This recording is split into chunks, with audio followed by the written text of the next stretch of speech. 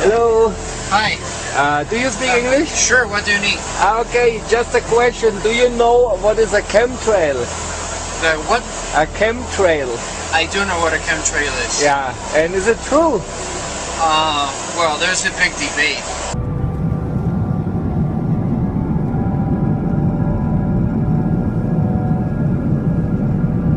Yeah, but because I saw a lot of videos on the internet, and it really looks believable. Well, it's arguable both ways, I think.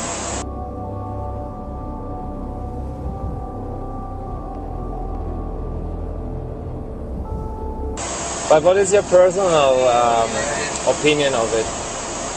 I think there's part of truth. Part of truth, yeah. Yeah, we should investigate this, because when it's true, imagine so many people they suffer of this. Yeah, it's a necessary evil, as you could say. Yeah.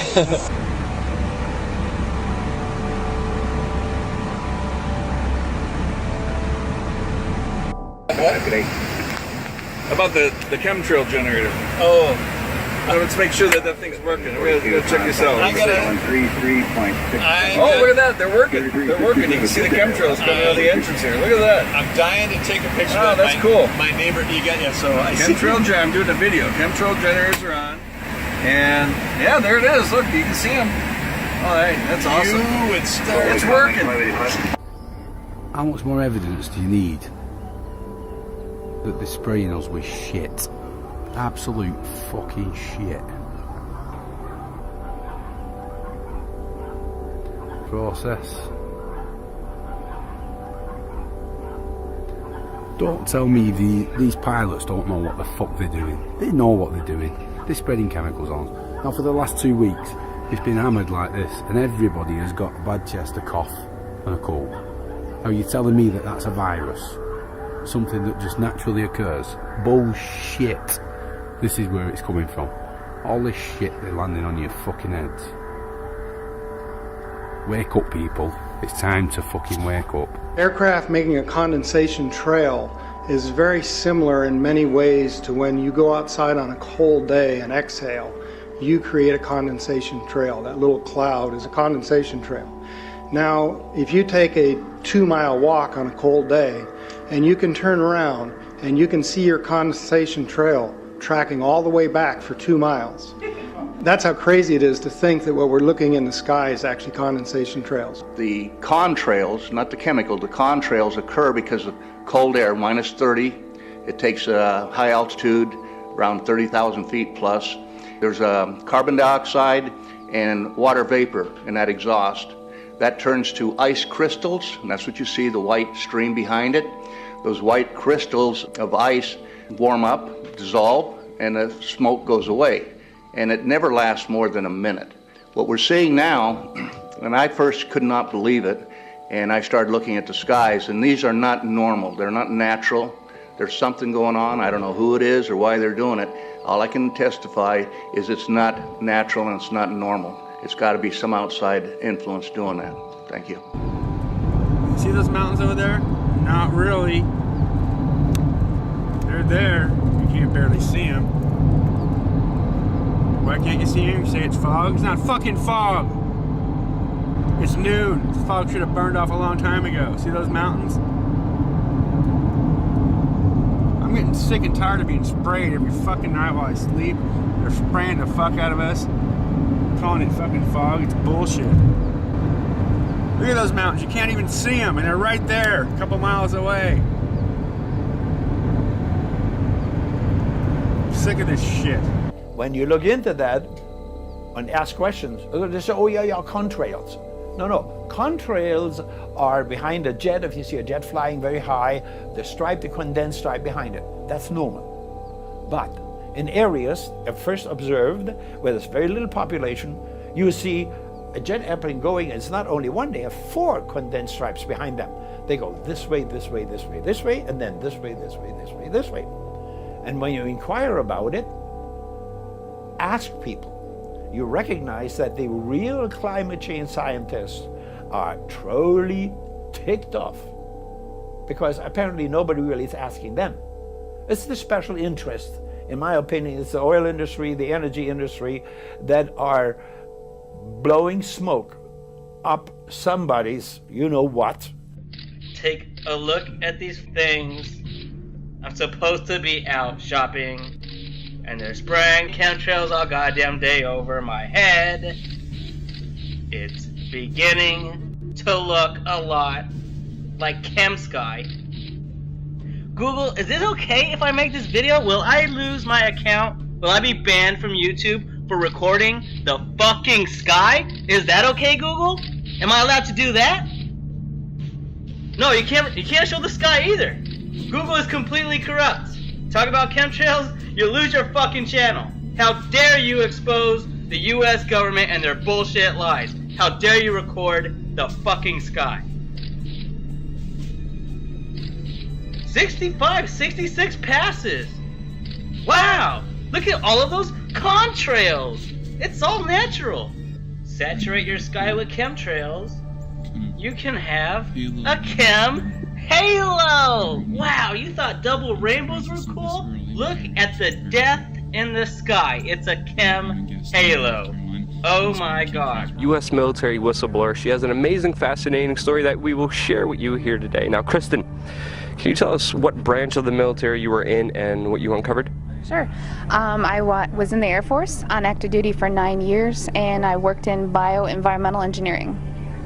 And now, I know the issue came up with chemtrails. I know that's an extremely controversial issue. A lot of people are extremely divided on this issue, but you actually saw things from your experiences that kind of give it a little bit more validity than I actually saw ever before. Can you go into the details of exactly what you saw? Yeah, basically, to summarize it, part of my job was to know everything that was going on in the military and what type of impact that might have on human health, and then the environmental aspects and impacts. What chemicals are we using? How are we disposing of it? Kind of cradle to grave. So we were the internal compliance people for following OSHA and EPA standards. One part of that process was to approve chemicals, hazardous materials. You know, what are you using? Why do you need it? Where's it being used? And tracking that disposal. After it being brought to my attention about chemtrails or geoengineering, I used to think it was crazy. It actually was disrespectful to my line of work because here we are trying to prevent environmental aspects and impacts and not have anybody get sick from our operations. But in an attempt to debunk, it changed my life. I started noticing things. I started noticing large quantities on the system where I would approve chemicals that did not have a manufacturer name, wasn't tied to a building, and that was normal protocol. When I started asking questions, I slowly became demonized. A couple years passed after that when I asked again and people realized I was kind of being more vocal about it on social media. I was starting to be thrown into a mental institution and have my daughter taken away. Wow. That changed my life. I no longer view the military the same way, and I feel like after 9 years of trying to uphold an oath, I'm able to do that now. I'm going to tape this time. And so this is what we did before. This is what this is. This is the wine spit test, where you rinse your mouth out and then you take grape juice and you hold it in your mouth and you spit it out into a petri dish. Well, what we did is we used the zeolite, the zeoforce. This stuff says it cages this stuff, this stuff that's in these chemtrails, that's in our bodies.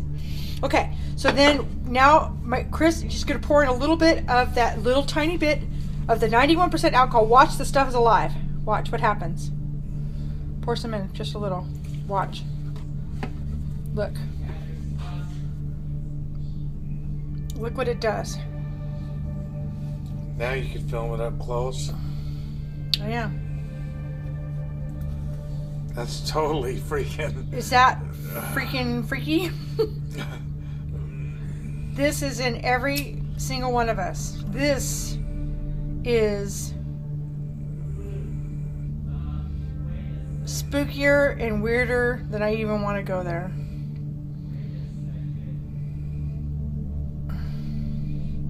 Look at it. It's starting to get the other stuff. It was climbing out of the petri dish. It was like trying to climb out. Whether people believe in chemtrails or not, the geoengineering should be scary enough. And when people learn about geoengineering, chemtrails will then become apparent because they're the same. This is from a snow surface at Mount Shasta. 61,100 micrograms per liter of aluminum. This is just ordinary snow water. And people are drinking this stuff when they're hiking on the mountain. And remember, government action is required at 1,000. This is 61 times over the government limit, and our hikers are drinking this poisonous water on Mount Shasta Mountain itself. Strontium, 383. Barium and strontium will take away from your bone structure, make for weak bone structure. The aluminum, though, that's scary, you know. What is it? Alzheimer's, autism, gosh knows what that's doing. This is the chemtrail aftermath. You can see on the date. This is that white stuff that comes from the chemtrails.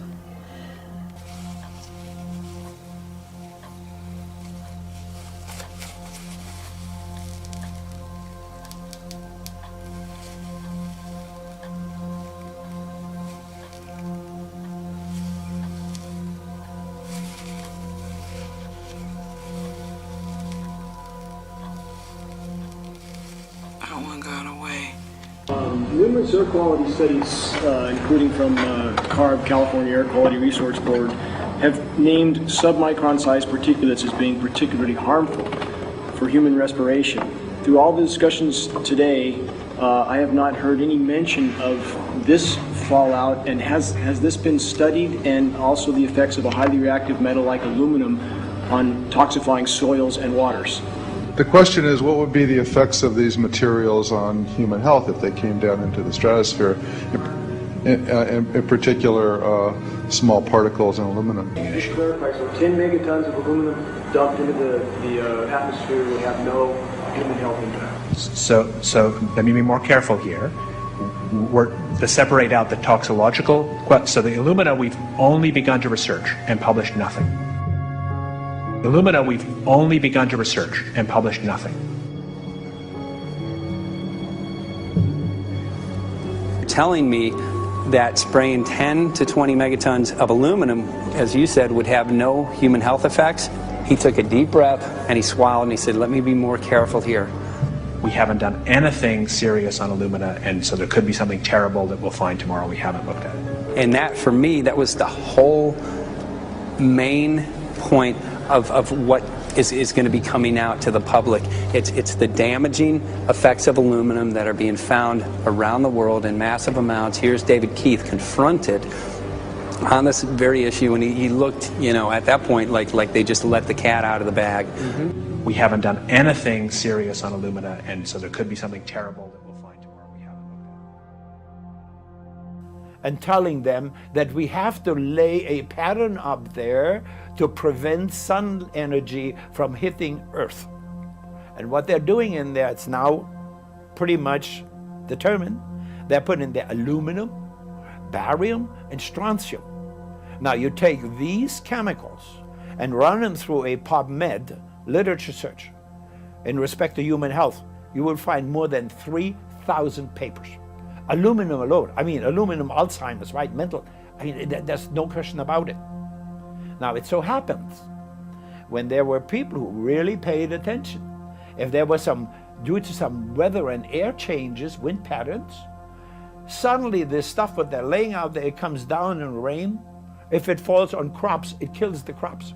It's like they have big blisters on any one of the crops, vegetables or things like this. Organic crops, totally destroyed, can't even use them.